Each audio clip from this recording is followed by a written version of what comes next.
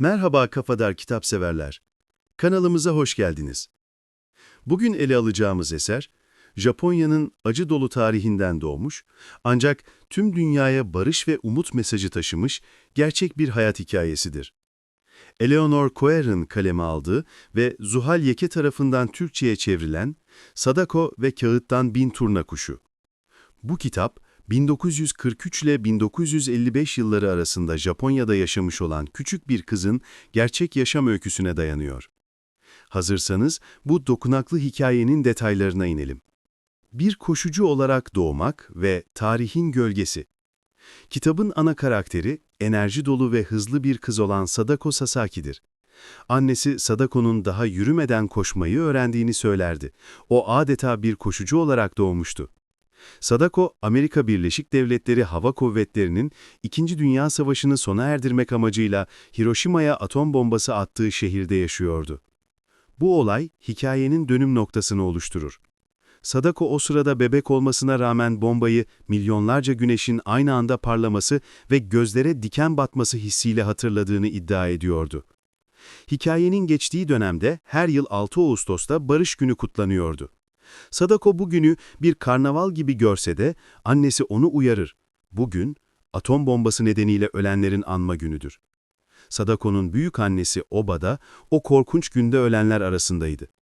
Sasaki ailesi mihrabın önünde toplanıp dua ederken, Bay Sasaki, ailesinin atom bombasının neden olduğu lösemiden korunması için Tanrı'ya şükredip dua etmeyi unutmuyordu. Çünkü atom bombası, atıldıktan 9 yıl sonra bile etrafa radyasyon yayıyor, bu zehir insanın içinde uzun süre kalarak birçok kişinin ölümüne neden oluyordu. Barış Günü törenlerinde insanlar Barış Parkı'ndaki anıttan sessizce geçerken, duvarlarda harabeyi dönüşmüş şehrin ve ölenlerin fotoğrafları sergileniyordu. Sadako bu dehşet verici fotoğraflara bakmak istemiyordu. Gün batımında ise hayatını kaybeden akrabalarının adlarının yazıldığı kağıt fenerleri Ohta Nehri'ne indiriyorlardı. Sadako kendi fenerinin yanına büyükannesi Oba'nın adını yazmıştı. Sadako'nun sırrı ve korkunç teşhis. Sadako 11 yaşındaydı ve hayali ortaokul atletizm takımına girmekti. Bir spor bayramında yedek koşucu olarak seçildiğinde çok heyecanlanmıştı. Ancak zaferle biten bir yarış sırasında kalbinin göğüs kafesinden fırlayacakmış gibi çarptığını hissetti ve başı döndü. Kış mevsimi boyunca antrenmanlara devam etti ancak uzun süre koştuğunda baş dönmeleri geçmedi. Aksine kötüleşti. Sadako bu durumu ailesinden ve en iyi arkadaşı Shizuko'dan sakladı. Yeni yıl gecesi tapınak çanları çalarken eski yılın bütün kötü olaylarının gitmesini umarak bu baş dönmesinden kurtulmayı diledi. Ancak bu sır, Şubat ayının soğuk bir gününde okul avlusunda koşarken yere düşmesiyle ortaya çıktı. Kızılhaç Hastanesi'ne götürüldü. Hastanenin bir kısmının atom bombası yüzünden hastalanmış kişilere ayrılmış olması Sadako'yu korkuttu. Muayeneler sonucunda Sadako'nun annesi doktorun odasında "Lösemi mi? Bu olanaksız!" diye bağırdı. Sadako bu dehşet verici kelimeyi duyunca hemen kulaklarını tıkadı. Artık gerçeği öğrenmişti. Atom bombasının yaydığı radyasyon nedeniyle lösemiye yakalanmıştı. Hastaneye gelenlerin bir daha eve dönemediği söylentisi yüzünden Sadako dehşete kapılmıştı. Kısa bir süre hastanede kalması gerektiği söylendi ancak bu süre ona yıllar gibi gelecekti.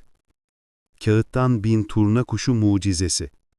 Sadako hastanede yalnız ve çaresiz hissederken en iyi arkadaşı Shizuko ona umut getirdi. Shizuko Sadako'ya kağıt ve makas getirerek bir sürpriz yaptı ve ona Kağıttan Bin Turna Kuşu efsanesini hatırlattı. Efsaneye göre turna kuşu 1000 yıl yaşardı ve hasta bir insan kağıttan 1000 adet turna kuşu yaparsa, tanrılar bu kişiyi sağlığına kavuştururdu. Shizuko, Sadako için ilk turnayı altın renkli bir turna kuşu olarak yaptı. Sadako bu kuşa dokunduğunda garip bir hisse kapılmıştı ve bunun iyiye işaret olduğunu düşünmüştü. Sadako'nun hastalığını cesaretle karşılayıp kağıttan turnaları katlamaya başlamasıyla birlikte, turnalarına vısladığı umut dolu bir dileği vardı. "Kanatlarınıza huzur yazacağım, böylece tüm dünyada uçabileceksiniz."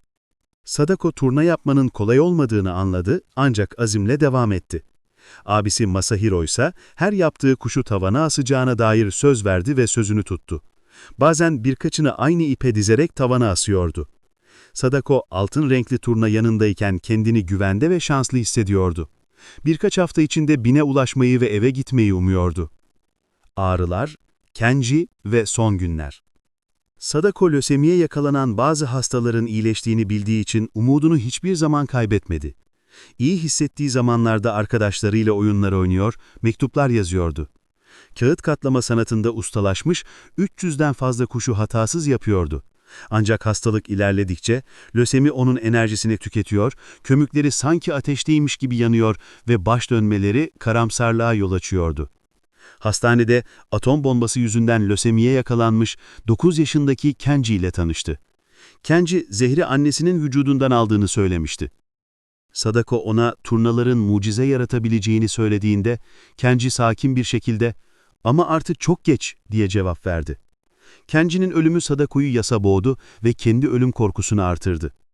Arkadaşları moral vermesi için ona Kokeshi bebeği gönderdi. Ailesi ise Sadako'nun her zaman sahip olmak istediği, pahalı olmasına rağmen çiçekli ipekli bir kimono dikti. Sadako bu kimonoyu giyince kendini bir prenses gibi hissediyordu. Temmuz ayında Sadako'nun iştahı açıldı ve ağrıları azaldı. Bu iyileşmeyle Doktor Numata ona eve gitme izni verdi. Sadako, ölülerin ruhları sevdiklerini ziyaret etmek için dünyaya döndüğü büyük bir tatil olan Obon gününde evde ailesiyle birlikteydi. Ancak hafta sonu Sadako'nun rengi tekrar solup hastaneye dönmek zorunda kaldı. Hastalığı ilerledikçe Sadako'nun elleri hantallaşmıştı ve kağıdı tutmakla zorlanıyor, kağıttan turna yapmak bile zor bir mücadele haline gelmişti. Buna rağmen umudunu kaybetmemek için turnalarına devam ediyordu. Barışın sembolü haline gelen sonsuz umut. Sadako Sasaki, 25 Okem 2055 günü yalnızca 644. turnayı katlarken hayata gözlerini yumdu. Ancak Sadako'nun hikayesi onun ölümüyle bitmedi. Sadako'nun sınıf arkadaşları eksik kalan 356 turnayı daha katlayıp toplam sayıyı 1000'e tamamladılar ve onları Sadako'yla birlikte gömdüler. Böylece arkadaşının dileği bir şekilde yerine gelmiş oldu. Sadako'nun gösterdiği bu inanılmaz cesaret, onu Japon çocukları gözünde bir kahraman yaptı. Sınıf arkadaşları Sadako'nun mektuplarını ve günlüklerini Kokeshi adıyla kitaplaştırdılar. Japonya'nın dört bir yanından gençler para toplayarak, Sadako'nun ve atom bombası yüzünden hayatını kaybeden tüm çocukların anısına bir anıt yapılmasını sağladılar. Bu hayal 1958 yılında Hiroşima'daki Barış Parkı'nda gerçeğe dönüştü. Anıtta Sadako uzattığı ellerinde altın sarısı turnayı tutarken tasvir ediliyor. O zamandan beri kağıt katlanarak yapılan turna kuşu, origami turna, Sadako'nun hikayesi sayesinde tüm dünyada barış ve nükleer silahsızlanmanın simgesi olarak kabul edilmiştir. Turna Japonya'da zaten uzun bir yaşamı, sağlığı ve iyi şansı sembolize ediyordu. Günümüzde bile Kağıttan Turna Kulübü üyeleri, her 6 Ağustos'ta Sadako'nun anıtının altına 1000 tane kağıttan turna kuşu koyuyorlar ve tüm dünyaya yayılan şu dileği tekrar ediyorlar. Biz istek bildiriyoruz. Biz dua ediyoruz. Dünyada barış istiyoruz. Yazarın bakış açısı. Kanada doğumlu yazar Eleanor Coer, 1963'te Hiroşima'ya yaptığı gezi sırasında atom bombasının yol açtığı öyküler karşısında sarsılmıştı. Sadako'nun anıtını gördükten sonra onun dinliğini elde etti ve bu kitabının temelini oluşturdu.